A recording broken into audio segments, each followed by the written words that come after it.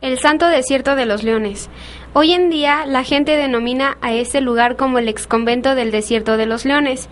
Muchos comentan que ni es desierto ni hay leones, como aseveran algunos autores, quienes ciertamente tienen razón, en el sentido de que ellos hacen referencia al desierto arenoso y al león africano.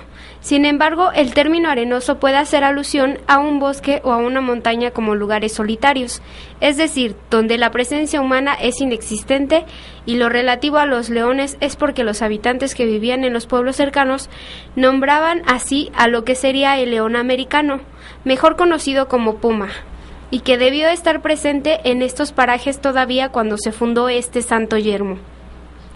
Fue en el año de 1592 cuando un carmelita descalzo, investido de mucha capacidad y cultura como lo fue el padre Fray Tomás de Jesús, quien germina en su mente la idea de la existencia de los conventos tipo desierto, que dentro de los aspectos fundamentales que lo conforman eran la soledad, mortificación, oración perpetua, abstinencia de carne, lectura de las Sagradas Escrituras, trabajo de manos en celdas separadas y un discreto apostolado exterior.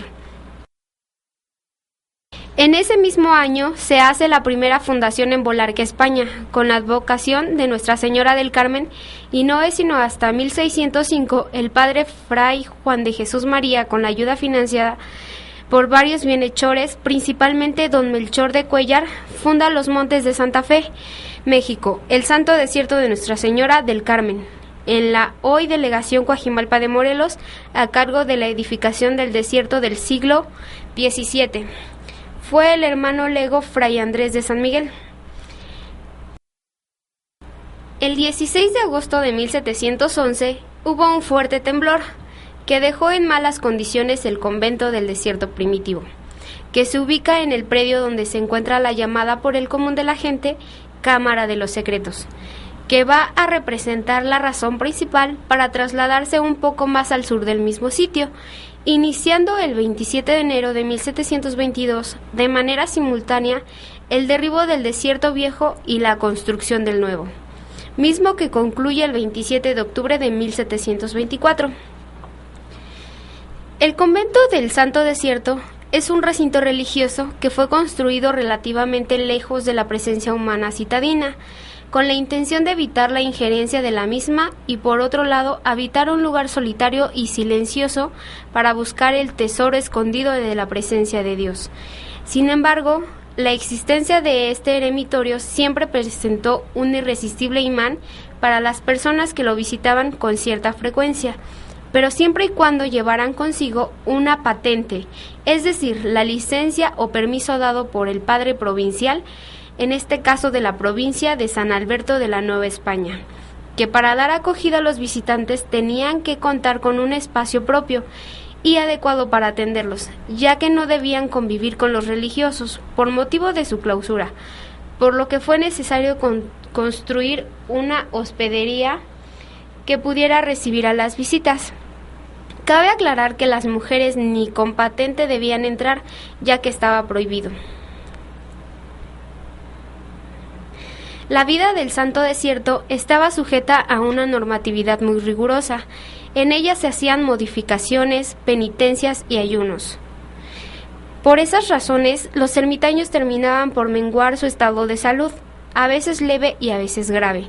De ahí que contaban con la botica, o si el afectado estaba muy grave, se llevarían a la enfermería principal de la provincia, que se encontraba en el convento de San Sebastián de la Ciudad de México o la del Colegio de San Ángel. Los carmelitas descalzos también contaban con una pieza para la despensa, que se localizaba junto a la sala de la chimenea a la botica. Los alimentos que se guardaban es un enigma, aunque se sabe de buena fuente lo que comían: frutas secas como pasas, almendras, orejones, aceitunas, higos, mantequilla y requesón, también como algunas frutas como peras, melones y plátanos.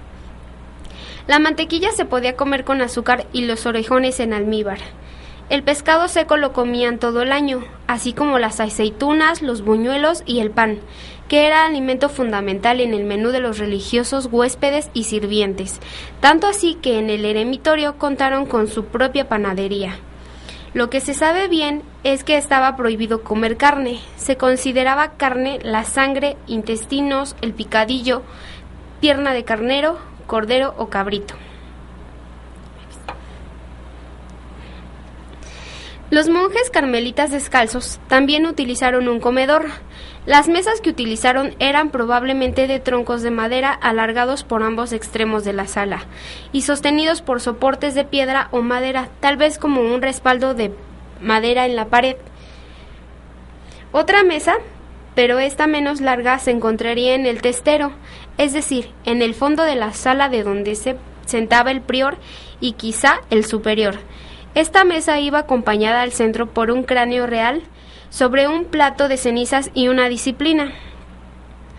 La ceniza y la calavera era para que los comensales tuvieran presente lo efímero de la vida, la muerte que puede venir en cualquier momento y a la postre acabar por convertirnos en ceniza. Tal como se citaba en la Biblia, en Génesis capítulo 3, versículo 19, polvo eres y en polvo te convertirás. Hoy en día se conservan 4 de las 7 celdas que existieron en este flanco y que han sobrevivido a los cambios que se fueron dando con el tiempo. Así que son las únicas celdas originales que presentan un vestíbulo, celda, patio, jardín, con una pequeña puerta característica posterior donde se podía salir a un jardín común. Los carmelitas descalzos utilizaban varios instrumentos de disciplina, hechos ordinariamente con cáñamo, con varios ramales cuyos extremos o canelones eran más gruesos y que servían para azotar. Siempre hubo religiosos que cometían faltas, a veces suficientemente graves, como la desobediencia y falta de respeto al prelado, cargos cuya sentencia le costó al padre Fray Cristóbal de San Pedro, quien tuvo que comer los miércoles y viernes pan y agua en el suelo del refectorio y al terminar la aplicación de golpes. Seguramente las espaldas desnudas del religioso han de haber reflejado una imagen muy desagradable. La biblioteca. La biblioteca fue sin duda uno de los espacios más importantes de los conventos carmelitanos. Los libros fungían como los mejores acompañantes en un espacio envuelto en el silencio y la soledad. La biblioteca estaba a cargo de un bibliotecario, que era designado por el prior, y los religiosos podían sacar libros con el debido permiso del prior. Los libros estaban escritos en latín y otros en castellano. Las campanas. Todos los conventos carmelitanos debían contar con 2 campanas, una mayor que la otra y cuyo peso fuera proporcional a las fuerzas de los religiosos, de tal manera que pudieran tocarlas con facilidad. La primera se llamaba campana mayor y a la menor segundillo. Ambas tenían que ir colocadas en su torre, arriba de la iglesia. Antes de ser colocadas, eran bendecidas por el prelado o prior del convento. También habría otra más pequeña que se llamaba campanilla de los oficios, porque en ella llamaban a los oficiales así como a otras funciones. Calzado. Con respecto al uso del calzado en la orden de los carmelitas descalzos, la normatividad establecía que los religiosos debían de andar descalzos todo el tiempo y solo llevar sandalias de cáñamo, esparto o choclos diseñados de tal manera que por la parte superior se pudiera ver el pie desnudo. Se podía usar calcillas o escarpines por necesidad, enfermedad o al salir de viaje, con licencia del prelado. Conclusión. Esto es tan solo un compendio sencillo de la vida de los carmelitas descalzos en el convento del Desierto de los Leones.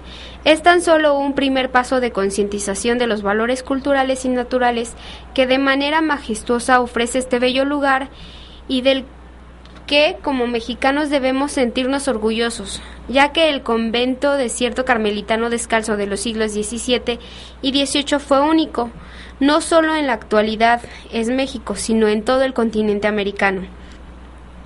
Los más de 20 que se construyeron con características similares a lo largo de la historia fueron en algunos países de Europa, más el de Tenancingo, que si bien es cierto que lo comenzaron a edificar a finales del siglo XVIII, fue terminado y habitado hasta principios del siglo XIX por los mismos religiosos que habitaron el de los Montes de Santa Fe, la actual delegación Coajimalpa de Morelos.